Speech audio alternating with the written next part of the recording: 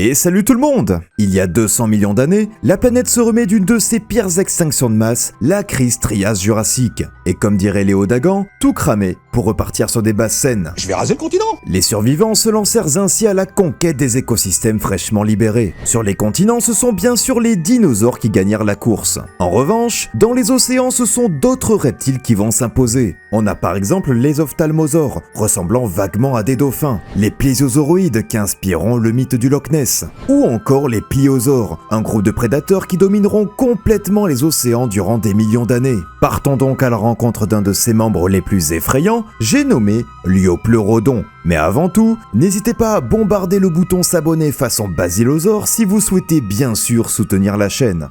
Liopleurodon ferox est un reptile marin ayant vécu durant la deuxième moitié du Jurassique, il y a environ 160 millions d'années. À l'instar des cétacés actuels, l'histoire des reptiles marins commence également sur la terre ferme. Il faut remonter il y a plus de 280 millions d'années pour rencontrer les mésosaures, les tout premiers reptiles à entamer leur transition vers la vie aquatique. À ne pas confondre avec les mosasaures, moins anciens et surtout un chouïa plus imposant. Ces mésosaures et tous les reptiles qui vont suivre vont adopter le starter pack classique du retour à la mer. Ils vont par exemple présenter des os de plus en plus denses, leur permettant de se lester dans l'eau, des narines orientées vers le sommet du crâne pour pouvoir reprendre rapidement son souffle, et une colonne vertébrale qui s'allonge de plus en plus. Plus de 100 millions d'années plus tard, les reptiles marins ont bien changé. Ils dominent à présent complètement les océans, au détriment des requins qui auront clairement du mal à se mesurer à leurs camarades reptiliens. On s'est fait défoncer, mais défoncer! Parmi ces reptiles marins, nous avons le groupe des plésiosaures, des animaux possédant 4 grandes patounes transformées en nageoires appelées palettes natatoires. Ces plésiosaures se séparent en deux groupes, ceux avec une petite tête et un long cou, les plésiosauroïdes, et ceux avec une grosse tête et un petit cou, les pliosaures. Bon, en fait, c'est un peu plus compliqué vu que certaines petites têtes plus long cou se retrouvent aussi chez les pliosaures, mais on va simplifier pour les besoins de la vidéo.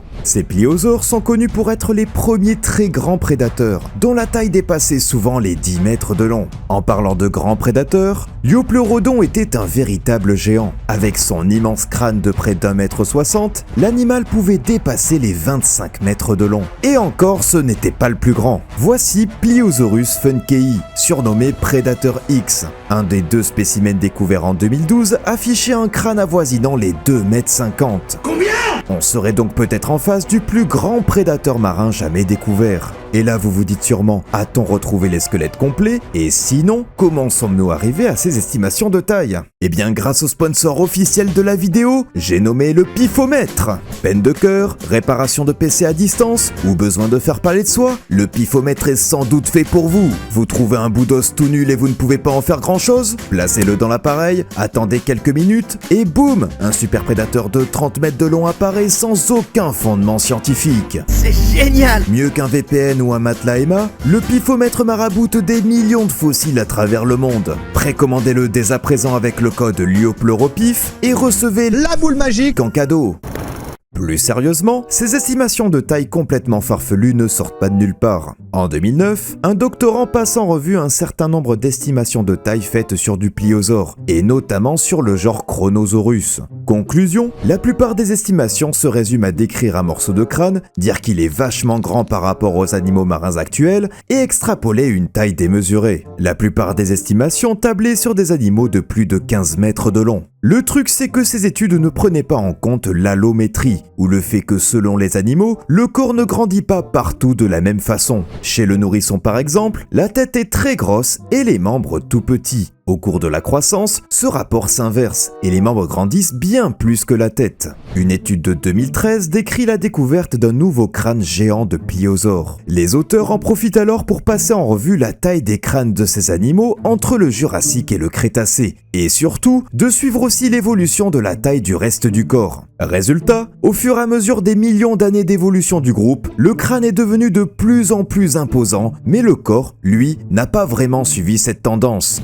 En réalité, le crâne de Liopleurodon et des autres pliosaures représentait à minima 1/5 de la taille totale des animaux. Notre reptile marin passe donc du monstre de 25 mètres de long, décrit dans Sur la Terre des dinosaures, à environ 6 mètres de long. On a déjà évoqué les effets du pifomètre sur la chaîne, mais là, multiplié par 4 la taille d'un animal, on est sur du gros level. A noter d'ailleurs que malgré mon amour pour cette saga, Sur la Terre des dinosaures et ses suites ne sont pas à leur coup d'essai. On a par exemple Inerpéton qui passe de 50 cm à 1,50 m ou Letsistich qui démarre à 16 mètres et finit à 30. Jusque-là, c'est allé, mes amis, jusque-là. Pour rester sur le crâne, vous l'aurez compris, ce dernier est absolument démesuré. Le record est détenu par Pliosaurus funkei, pour qui un crâne presque complet a été estimé autour de 2,30 m, pour un animal avoisinant donc les 12 mètres de long. Énorme. Ce qui frappe également, c'est la taille des dents, pouvant avoisiner les 30 cm.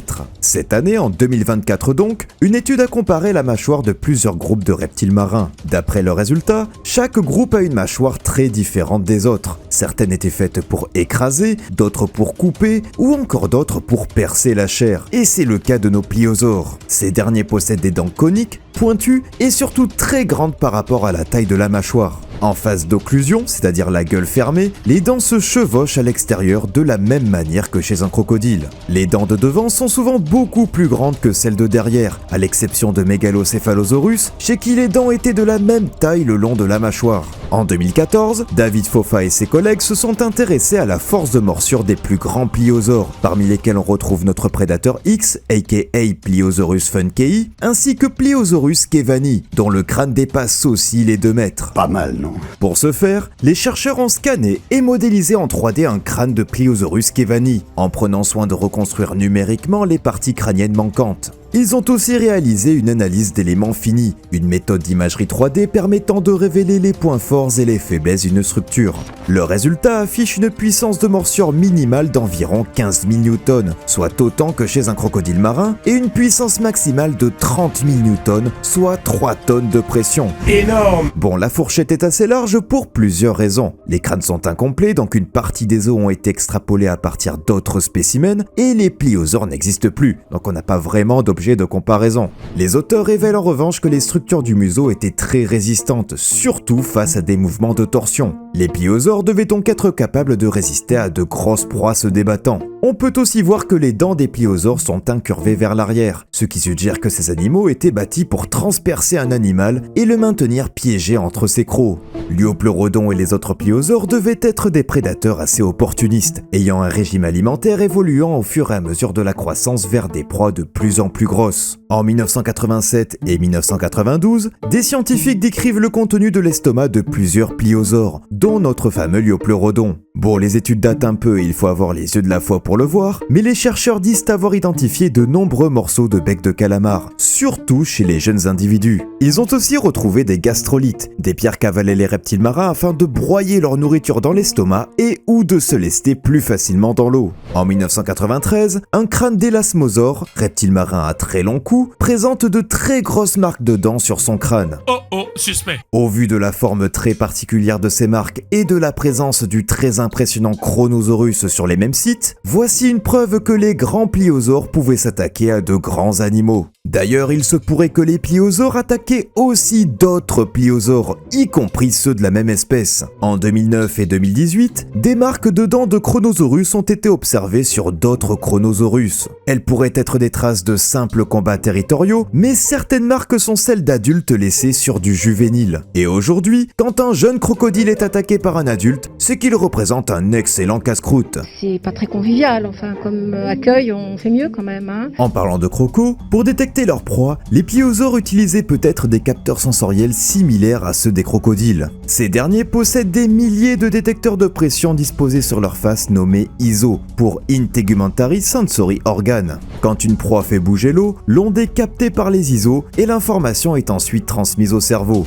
En 2014, des paléontologues scannent un museau de prédateur X afin d'y décrire le système nerveux. Résultat, le museau de l'animal était très vascularisé. Les canaux orange correspondent au système trijumeau, un réseau de nerfs et de vaisseaux sanguins partant du cerveau et impliqué directement dans la sensibilité faciale. Selon les auteurs, le museau de Pliosaurus était tellement vascularisé que cela pourrait bien expliquer la présence d'un système de détection sensorielle. Bon, je suis pas super d'accord avec eux, vu que la majeure partie des nerfs ont l'air de partir vers les dents. On retrouve un système similaire chez le T-Rex, chez qui j'ai de sérieux doutes quant à sa capacité de faire de l'apnée pour chasser du Triceratops aquatique. Qu'est-ce que vous nagez bien cher? Oh là! L'apparition des pliosaures et leur gigantisme a totalement rebattu les cartes des chaînes chaînes alimentaires marines. Au début du Jurassique, les plésiosauroïdes et leurs longs cous étaient les prédateurs dominants jusqu'à ce que les pliosaures ne viennent perturber la fête. Tu verras, avec mes amis, on trouvera du travail. En 2023, une nouvelle espèce de pliosaure est découverte en France, dans la région de la Lorraine, et porte le nom de Lorrainosaurus. Ouais, avec Dubreuillosaurus, on est sur de l'animal préhistorique bien de chez nous. Tout comme Liopleurodon, lui aussi trouvé en Europe, l'animal est un des tout premiers pliosaures de grande taille, dépassant les 4 mètres. Il partage aussi la particularité de ne pas avoir la même forme de dents que leurs camarades plus contemporains. Selon l'analyse des paléontologues, Liopleurodon et Lorrainosaurus avaient des dents très pointues, disposées sur une mandibule assez fragile. Leur mâchoire était donc plutôt adaptée à la capture de céphalopodes et de petits poissons. Petit problème, ces proies étaient les mêmes que celles des plésiosauroïdes. Donc pour résumer, les plésiosaures sont arrivés, ont graillé les mêmes bestioles que les plésiosauroïdes rentrant en concurrence avec ces derniers, avant de s'attaquer directement à eux en évoluant vers des animaux comme le prédateur X. Quelle indignité. Bon, les plésiosauroïdes ne vont pas s'éteindre pour autant, mais vont clairement reculer dans la chaîne alimentaire. Cependant, même si la deuxième moitié du Jurassique est une période rêvée pour les pliosaures, leur histoire va lentement prendre fin durant le Crétacé. Et c'est peut-être dû à leur mode de déplacement. En 2006, biologistes et physiciens s'associent afin de comprendre quel est le meilleur mode de déplacement entre utiliser 4 nageoires et n'en utiliser que 2. Pour ce faire, les scientifiques vont concevoir un robot surnommé Madeleine et le faire nager un coup avec 4 palmes et un autre coup avec 2. Ils vont aussi comparer le résultat avec des animaux actuels, incluant les tortues ou encore les phoques. Conclusion, avoir 4 palmes génère une meilleure propulsion au démarrage, mais consomme bien trop d'énergie à la longue pour maintenir sa vitesse.